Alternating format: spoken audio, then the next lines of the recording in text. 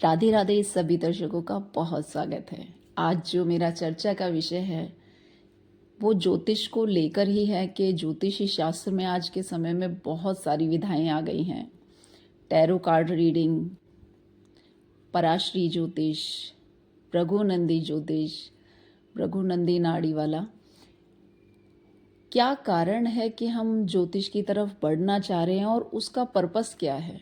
विशेषकर ज्योतिष के प्रति रुचि ये स्पष्ट रूप से दर्शाती है कि हमारे जीवन में जो है दुविधा बहुत बढ़ गई है, असंतुष्टि बहुत बढ़ गई है, मन अशांत है। किसी प्रकार से कुछ अच्छी चीज़ों की जानकारी मिल जाए या कुछ अच्छी चीज़ें प्राप्त हो जाएं। मीडिया का भी बहुत रोल बढ़ गया है।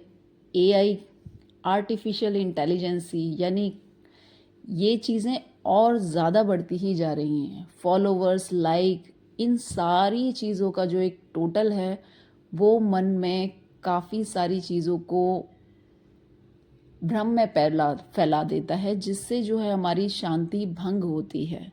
अब ज्योतिष को केवल हम धन से, विवाह से, घर और गाड़ी से, व्यापार से, इन सभी से जोड़ते हैं, लेकिन स्वयं से जोड़ने की बात बहुत कम लोग करते हैं कि जीवन में हम क्या ऐसा करें जिससे हमें जो है शांति प्राप्त हो, सुख अनुभव हो, आनंद अनुभव हो।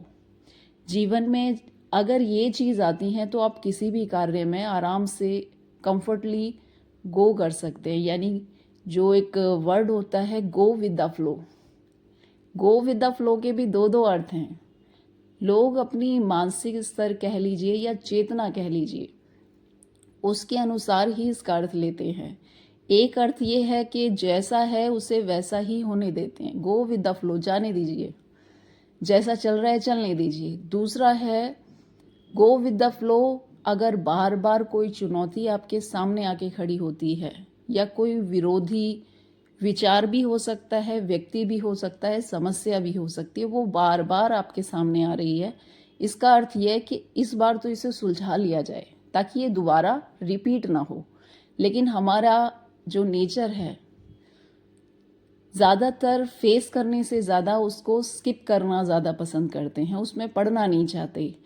जब हम पढ़ने से बचते हैं, यहाँ अपना लेसन छोड़ देते हैं, जो हमें कुदरत के द्वारा, नेचर के द्वारा सीख मिलनी थी, वो सीख को ही हम स्किप कर रहे हैं। जब जब उस चीज़ से बच रहे हैं, भाग रहे हैं।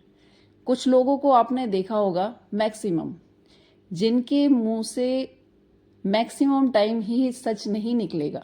चाहे कोशिश कर लीजिए, लेकिन स्टार्ट झूठ से ही होगी। उनको सच बुलवाना बहुत मुश्किल है। ये वही लोग हैं जो हर बार लेसन को स्किप करके गए हैं। लेकिन जो लोग अपने जीवन में गो विद द फ्लो को, चुनौतियों को फेस करना समझते हैं, उनके मुंह से सच निकलेगा। ये जो सच होता है ये थोड़ा कड़वा होता है, क्योंकि ये अनुभव लेकर आया है। कभी कभी सच जो सुनना और कहना वो भी बहुत मुश्किल होता है। जीवन में ज़रूरी नहीं है कि आप बहुत बड़ा बिजनेस करें। जितनी ज़रूरतें आपकी अधिक होंगी उतना आपको झूठ बोलना पड़ेगा, उतना आपको छल कपट, ये बहुत सारी चीज़ें हैं, चालाकी, ये सारी चीज़ों का यूज़ करना पड़ेगा। दूसरों की खुशामद कह लीजिए, बहुत सारी ऐसी चीज़ें करनी पड़ेंगी जो सही नहीं हैं। सच कह के हो सकता है आप बहुत बड़े ना हो, लेकिन सच जब बोलेंगे तो आप स्वयं के साथ होंगे कि चलिए ठीक है, मैंने स्वयं से झूठ नहीं बोला है, तो आप सच को फेस करने की क्षमता रखते हैं और आप उस जातक से ज़्यादा स्ट्रांग होंगे जो ये सारी चीज़ें करके ऊपर तक गया है। आपका व्यक्तित्व या आपका अस्तित्व इतना मजबूत होगा, आपकी प्रेजेंस माहौल को बदल देगी। कुछ लोग ऐसे होते हैं जिन्होंने कड़वा जीवन जिया या सत्य पर चलते हुए जिया, उनकी प्रेजेंस का होना बहुत बड़ा आपको अनुभव करा देगा। सच जो होता है ईश्वर होता है। सच को कह पाना, सुन पाना, दोनों की समर्था। सत्य अपने आप में संपूर्ण है, जिसे बदला नहीं जा सकता। जो स्वयं में ही सिद्ध है, उसे प्रूव करने की ज़रूरत ही नहीं है। शायद शब्द बड़े और भारी हो सकते हैं, लेकिन अगर हृदय को छूते हैं तो यकीन मानिए कि आपके अंदर वो सत्य की रोशनी, ऊर्जा मौजूद है। आप जो आकर्षण का नियम कुछ और नहीं है। बाहर कोई बहुत बड़ा गुरु नहीं है। सबसे बड़ा जो गुरु है हमारे स्वयं के अंदर बैठा है।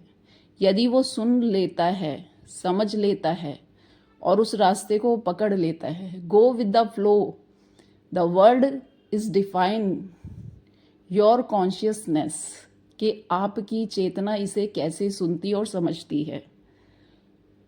जीवन में बहुत सारे उद्देश्य हैं, वो माहौल हमें दिया जाता है जिसमें हम ग्रो करें, लेकिन कई बार ये माहौल के हम अगेंस्ट हो जाते हैं कि ये माहौल ही नहीं चाहिए। माहौल को बदलने से समस्या नहीं बदलती। अगर युद्ध को युद्ध क्षेत्र में नहीं लड़ा जाएगा तो कहाँ लड़ा जाएगा। इसीलिए जहाँ हो वहीं खड़े रहकर आपको उसका सामना करना है, क्योंकि वो सामना आपके नकारात्मक नहीं है, आपको मजबूत बनाने के लिए है। बस ये आपकी चेतना जागृत करने का एक अवसर है। आप इसे पॉजिटिव लें या नेगेटिव लें, ये आपके जीवन को पूरी तरह से बदल सकता है।